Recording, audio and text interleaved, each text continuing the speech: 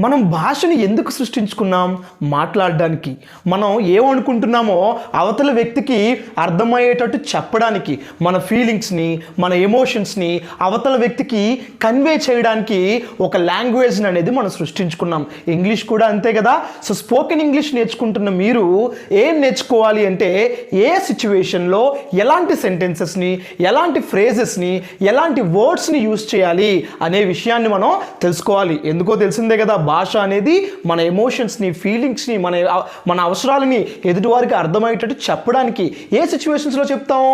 So మనం మాట్లాడాలి అంటే ఒక పర్టిక్యులర్ సిచ్యువేషన్ అనేది ఉండాలి. హోటల్లో కానీ, రైల్వే స్టేషన్లో కానీ, ఇంటి దగ్గర కానీ, బ్యాంక్లో కానీ, ఇలా కొన్ని సిచ్యువేషన్స్ అనేవి మనకి ఎదురుపడతాయి. అవతల వ్యక్తికి మనం ఏం మాట్లాడుతున్నామో తెలియాలి అంటే ఇద్దరికీ కూడా తెలిసిన భాష అనేది ఒకటి వచ్చి ఉండాలి. సో ఇంగ్లీష్ అనేది గ్లోబల్ లాంగ్వేజ్ కాబట్టి, ఎక్కువ మందికి తెలుసు కాబట్టి, మన జాబ్ ఇంటర్వ్యూస్కి ఉపయోగపడుతుంది, జాబ్లో ఉపయోగపడుతుంది కాబట్టి ఇంగ్లీష్ని నేర్చుకుంటున్నాం. సో ఈరోజు మనం ఈ వీడియో క్లాస్లో చెప్పుకోబోయేది ఏంటంటే కొన్ని సిచ్యువేషన్స్లో ఎటువంటి టైప్స్ ఆఫ్ సెంటెన్సెస్ని మనం యూజ్ చేయాలి, ఐ మీన్ ఏ సెంటెన్సెస్ని యూజ్ చేయాలి అనే విషయాన్ని ఈ వీడియోలో డిస్కస్ చేద్దాం.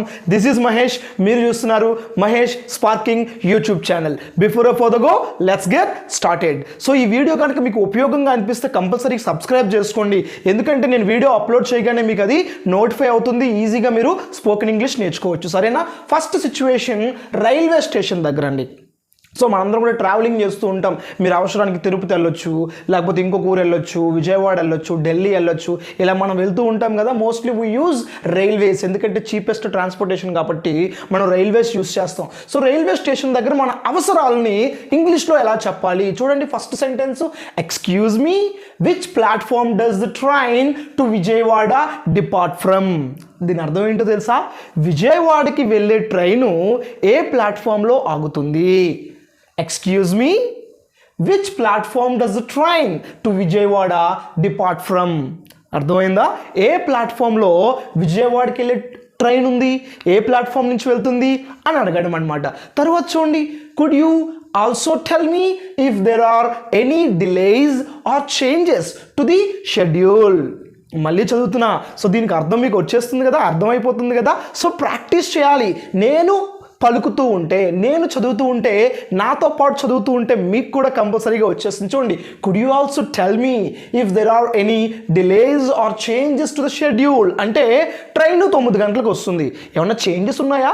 9 గంటలు కాకుండా ఏమన్నా ముందు వచ్చేస్తుందా, లేకపోతే 10 గంటలకు ఏమన్నా వస్తుందా, ఏమన్నా చేంజెస్ ఉన్నాయా ట్రైన్ షెడ్యూల్లో అని అడగడం అనమాట. చూడండి, could you also tell me if there are any delays or changes to the schedule?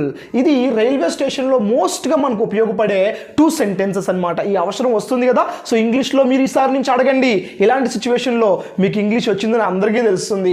Hotel check in అంటే మనం ఏదైనా ఊరు వెళ్తాం, హోటల్లో దిగుతాం, చెక్ ఇన్ అవుతాం కదా. ఎస్. సో అలాంటి సిచ్యువేషన్స్లో మనం ఇంగ్లీష్ ఎలా ఉపయోగించాలి? Hi, I have a reservation under Mahesh Kola. Could you please check me in? Mahesh Kola అనేది నా పేరు ఇక్కడ రాసుకున్నాను అంటే నా పేరుతో రిజర్వేషన్ ఆల్రెడీ చేస్తున్నాను, కొంచెం చూసి పెడతారా, నా రూమ్ నాకు అలాట్ చేస్తారా అని అడగడం అనమాట. చూడండి, hi, I have a reservation under Mahesh Kola. Could you please check me in? నన్ను లోపలికి రానివ్వండి, రూమ్కి నాకు పంపించండి, నా రూమ్ అలాటెడ్ రూమ్కి ఇస్తే నేను వెళ్తాను అని అడగడం అనమాట. చూడండి, is breakfast included in the room rate and what time does it start? దీనికి అర్థమైంది కదా. Is breakfast included in the room rate అంటే నేను ఆల్రెడీ రూమ్కి కొంత అమౌంట్ పే చేశాను కదా, దాంట్లోనే బ్రేక్ఫాస్ట్ కూడా ఇస్తారా, లేకపోతే సపరేట్గా తీసుకోవాలా? ఇస్తే and what time does it start, ఏ టైంలో బ్రేక్ఫాస్ట్ స్టార్ట్ అవుతుంది, ఈ విషయాలు తెలిస్తే నేను వచ్చి బ్రేక్ఫాస్ట్ చేస్తాను.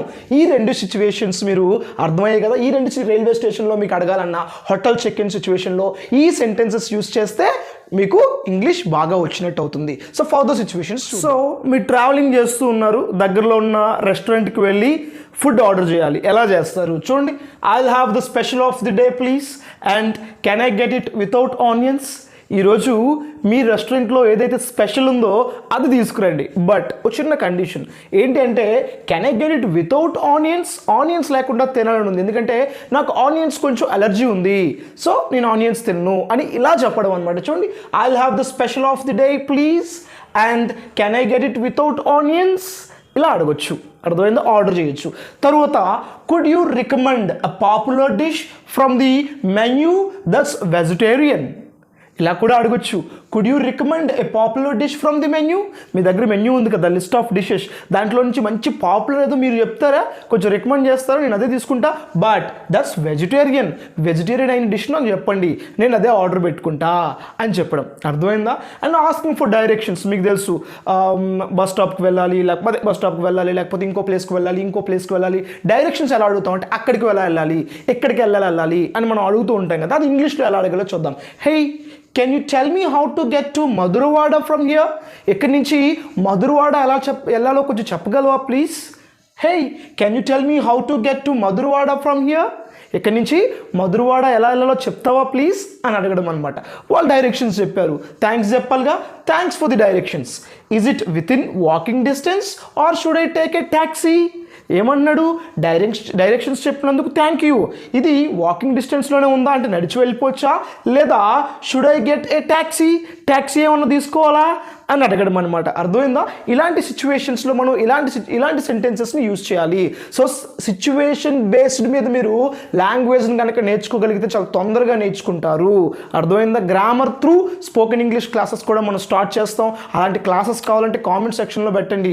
మీకు ఎలాంటి క్లాసెస్ కావాలన్నా, స్పోకెన్ ఇంగ్లీష్, గ్రామర్, లేకపోతే లిటరేచర్కి సంబంధించిన క్లాసులు కావాలన్నా నా కామెంట్ సెక్షన్లో పెట్టండి. నేను 100% నేను వాటి మీద వీడియో చేస్తాను. ఈ వీడియో నచ్చినట్టయితే సబ్స్క్రైబ్ చేయండి, లైక్ చేయండి, మీ ఫ్రెండ్స్కి షేర్ చేయండి. Thank you so much for watching.